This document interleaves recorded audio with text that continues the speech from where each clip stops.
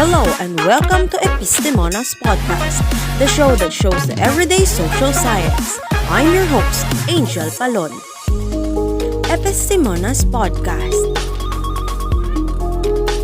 In today's episode, we will talk about the applied social scientists and social scientists and their importance to our community. With our guest, Ms. Sabas, Mr. Vargas, Ms. Pacheco, and Ms. Perez. We will discuss the ins and outs of the two social sciences. And this is Epistimona's podcast. Good afternoon to all of our listeners and thank you for joining us today. Some of you might ask what does Epistimonas means? So, to answer your question, it means the Greek word for scientist. And once again, good afternoon and may God bless us all. I want to welcome again our guest for today's episode, Ms. Sabas, Mr. Vargas, Ms. Pacheco, and Ms. Perez. Ms. Sabas is a student from a prominent university who studies social science and its branches. Mr. Vargas, on the other hand, is a social scientist in our local community who helps students understand social science better. Ms. Pacheco is a college student from UP Diliman, and Ms. Perez is a local from Barangay Addition Hills.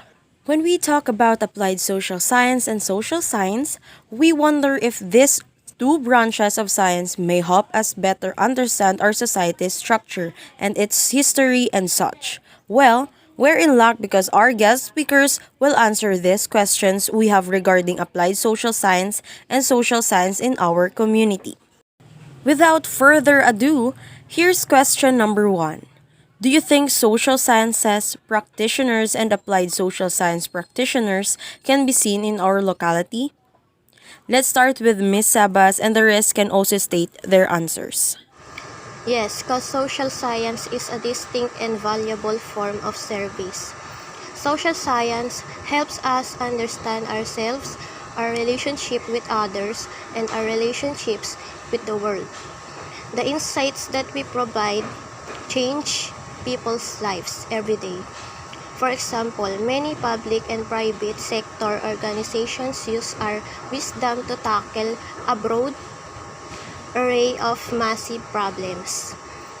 These problems include global poverty, national security, child development, and neighborhood safety around the world. Social science discoveries are helping entrepreneurs, first responders, and many others provide essential services with greater precision and efficiency. Yes, because social science is the study of society which make it so they can be seen in place where a lot of people tend to group up.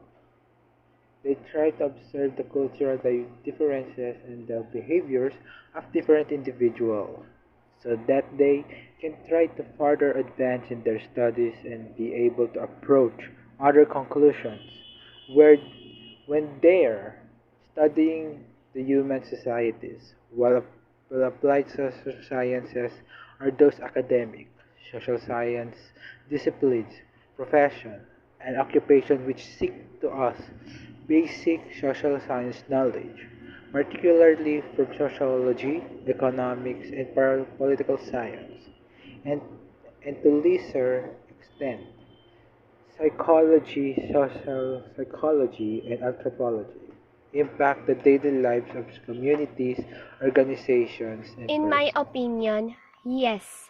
They can be seen in our locality because social scientists focus more on human behavior in its social and cultural aspects. It aims to study our society, its history, and many more. They use different methods in approaching social problems.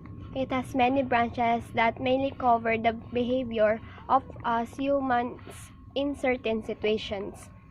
Applied social scientists are more on applying these methods in experimentation to gather more data of human behavior and its interactions towards society and the effect of their decision making in the community.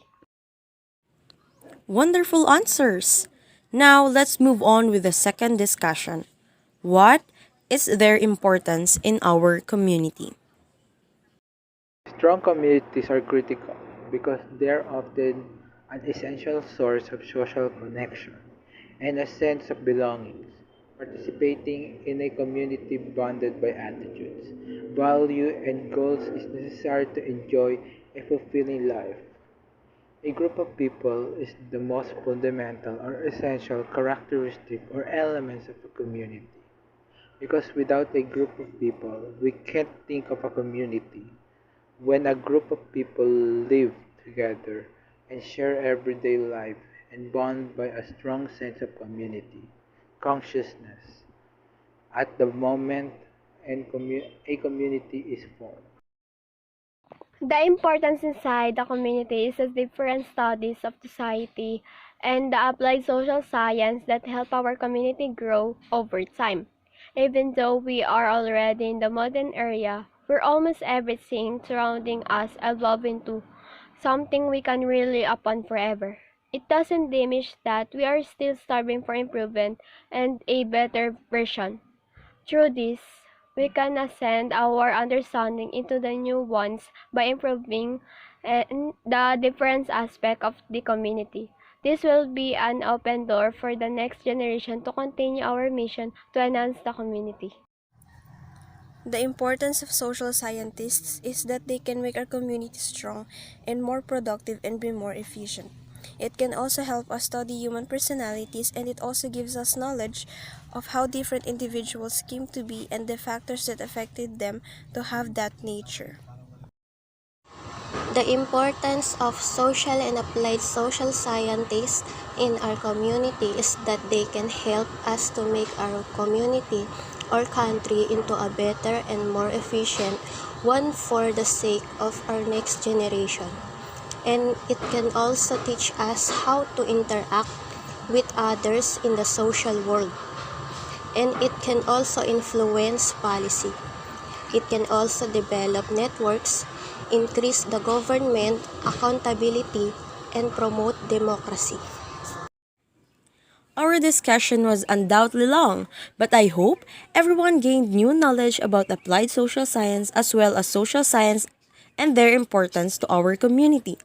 We all may have different opinions regarding these two branches of science, but it is essential to share our knowledge about it with others to understand it. Again, thank you to our listeners and our guest speakers for joining me today, and I hope you have a wonderful time with us today. You have just listened to Epistemana's podcast with your host Angel. Subscribe to our podcast on Spotify and catch our next episodes.